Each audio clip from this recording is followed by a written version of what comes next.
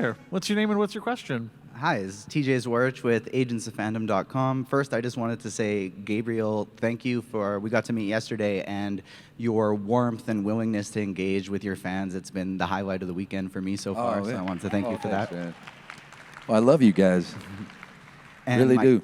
My question for both of you is, of all the mediums in the entertainment industry that you haven't gotten a chance to do yet, whether it be something in a video game or writing, directing, producing, what would you still like to take on before your career is done? And then what genre would you like to do it in? I want to be a world-renowned country music star. Man, last night, I shouldn't have done it, but I went to Sherlock Holmes, it's a bar downtown.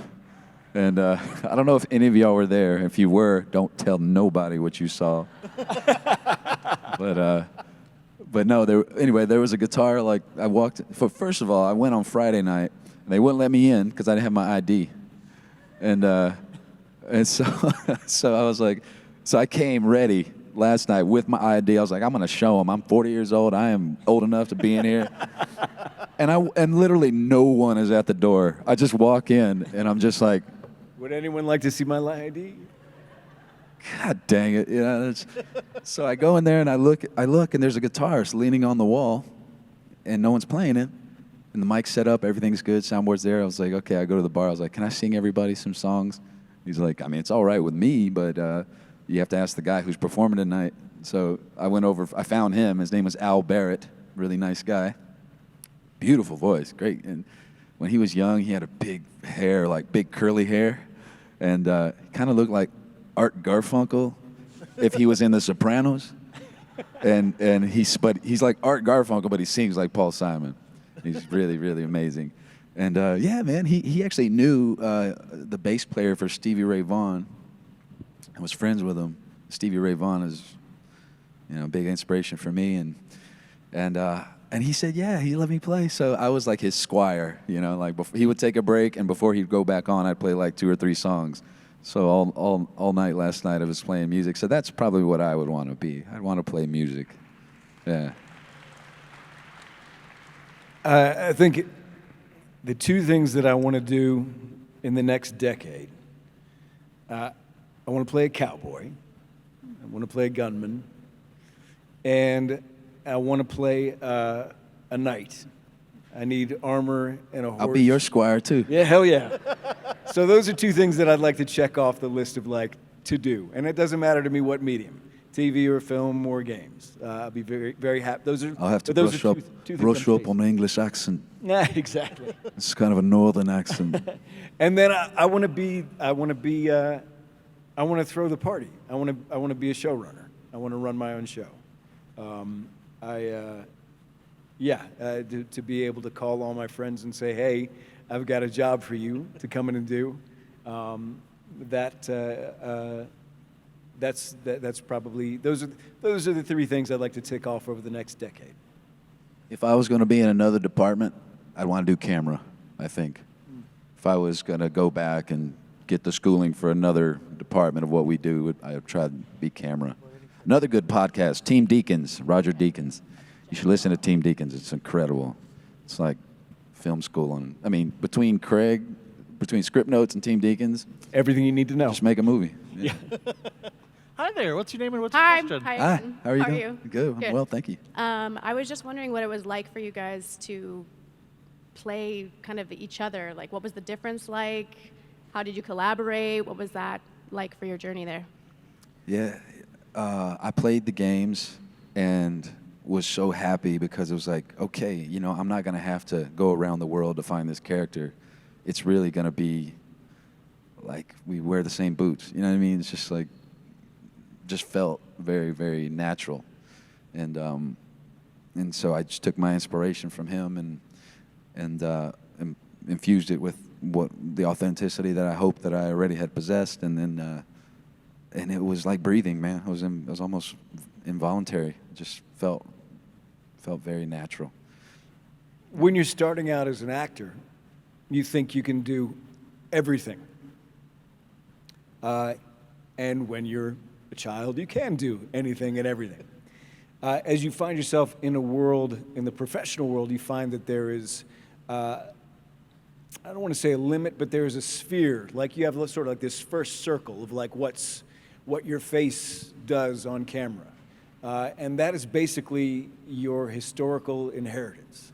So, you know, my mom was the youngest of 7 girls, grew up poor in Colorado. Her father was born on a reservation in Pro Tem, Missouri, fought in the First World War, came back, had 7 daughters, passed away when he was 42. So that is who I am.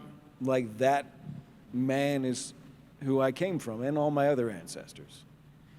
But those are people who are connected to who Tommy would be. So there's sort of like a genetic sphere that you can just walk into, and it's just like bathwater.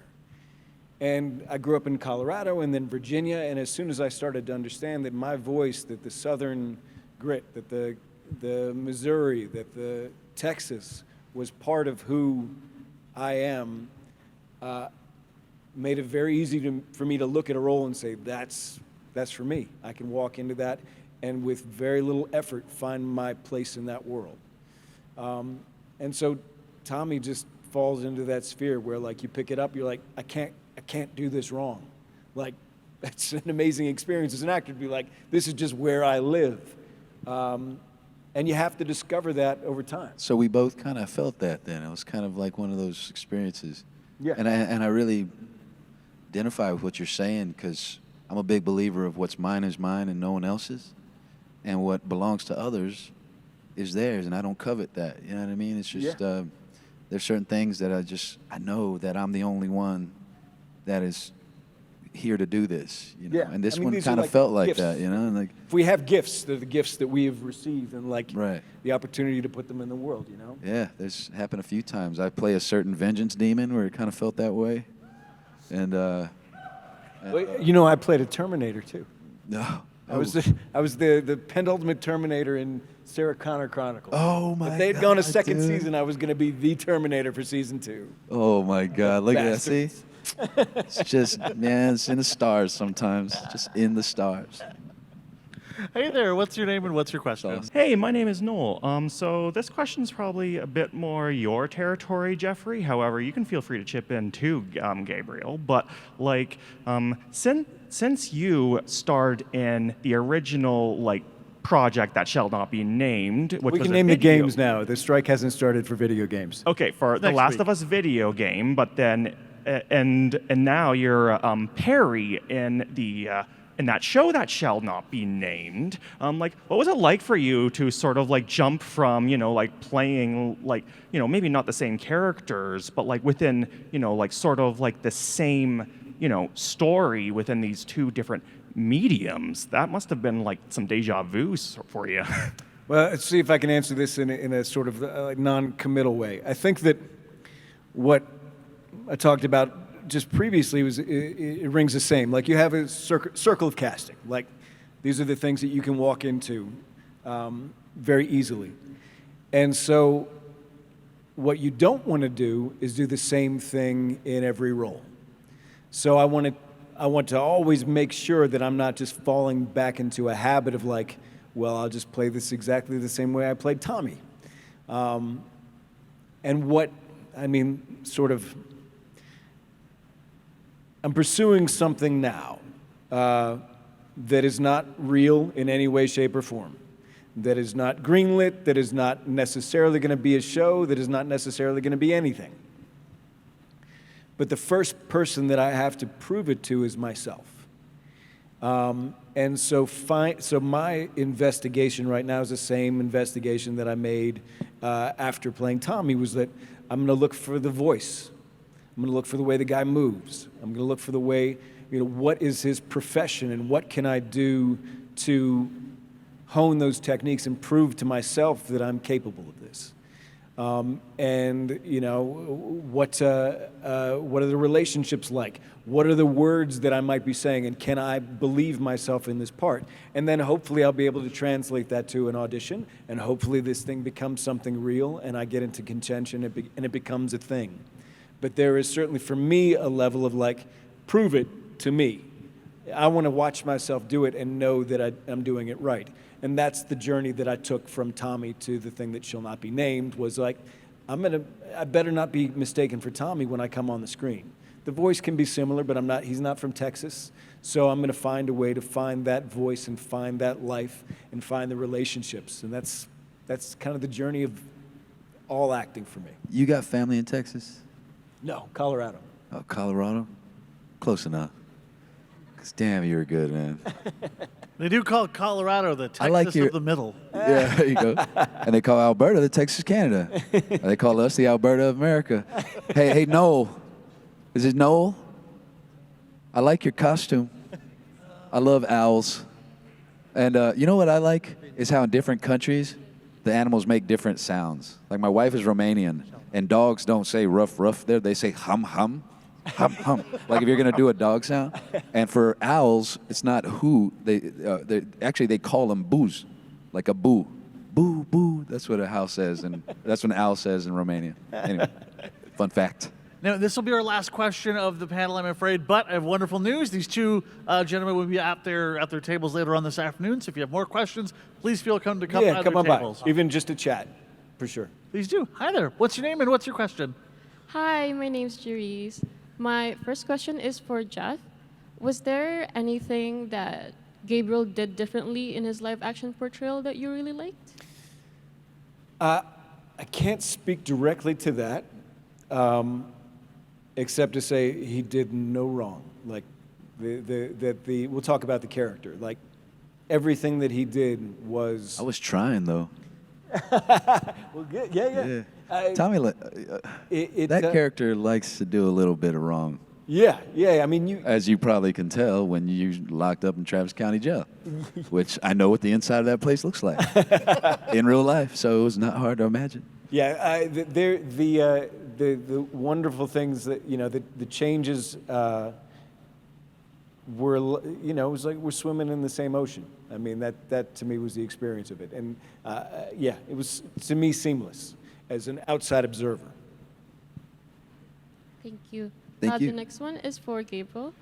I know you said that portraying the role kind of came off as really easy for you, but was there like any difficulties with it? And I wouldn't what have say they been? easy as much as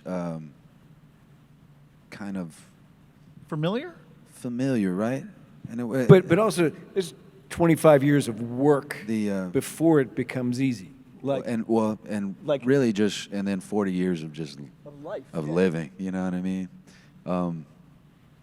I will. There's certain scenes in what we did that were in the game. The one that they gave you on your first day. More so, it was just the environment, an Alberta summer, where you only have 4 hours of night, and you have to shoot everything at night, and so just that kind of thing, being able to flip the switch because you have to, because we're up against it and you got to make it happen, right?